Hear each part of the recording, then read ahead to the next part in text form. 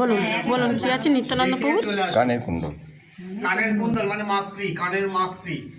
আর বাকিটা একটু বলবে আর আমি তারপর বাকিটা ওখানে বলে দেবো। এক এক করে দেখে আমি লীলা কাহিনীটা বলে দিয়ে থাকেন। হ্যাঁ বলুন। হ্যাঁ আমার এদিকে মদনেশ্বর থেকে বিচ্ছনপুর কিন্তু 1 চক্রের ধাম। এটা পুরোটা কথা তোমার এটাই বলি।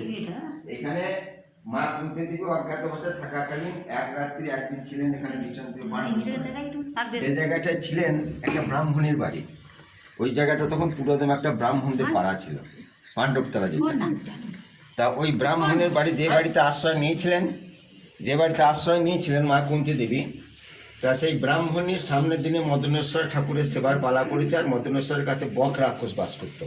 বক রাক্ষসের জন্য প্রতিদিন 2.5 মণ চালের অন্ন লাগতো, তেমনি সবজি লাগতো, তেমনি জীবজন্তু লাগতো।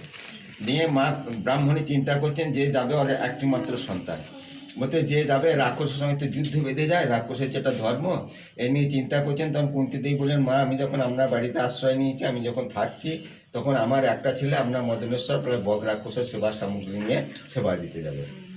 কে যাবে ঠিক হলো না, ভীম যাবে। ভোরবেলাতে সে রন্ধন টন্ধন সব সেরে নিয়ে গরুর গাড়ি করে সমস্ত অন্ন ব্যঞ্জন শাক সবজি যা লাগে সব কিছু নিয়ে চলল মদনেশ্বর সেবা প্লাস বক রাক্ষসের সেবা দিতে। পথে ভীম কিছু অন্ন সেবা করে নিয়েছিল, খেতে বেশি পারত। দিনের মদনেশ্বর সেবা দেওয়ার পর বক রাক্ষসের সেবা দিতে যাবে, তখন অন্নটা অনেকটা কমে গেছে। এই নিয়ে বক রাক্ষসের প্রধান নিতে ভীমের সঙ্গে যুদ্ধ বেঁধে গেল।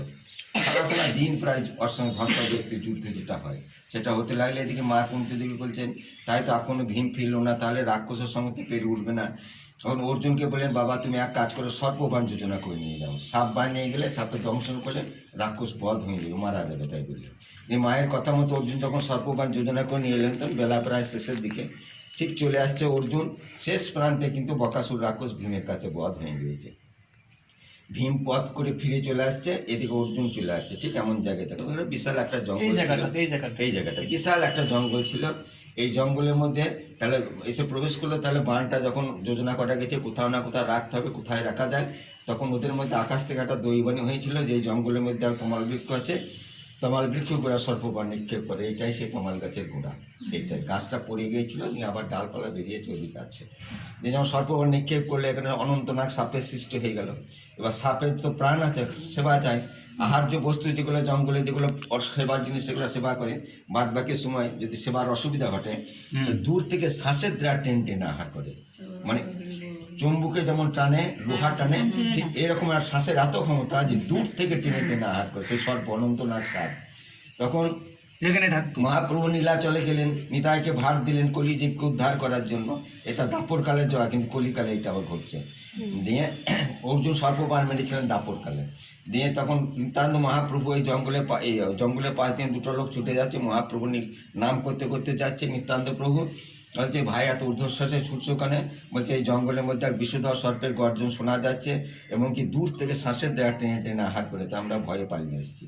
তখন নিত্যানন্দ মহাপ্রভু সর্পের কাছে এলেন, সর্পকে বললেন, সর্প তোমার এই যে আহারাদি করছে অসুবিধা হয়েছে, তা তোমার সেই অসুবিধা থাকবে না, নিত্য নির্মিত তোমার সেবার ব্যবস্থা হয়েছে, তুমি তোমার সুরঙ্গের মধ্যে প্রবেশ করে ওইখান থেকে সেবা করবে।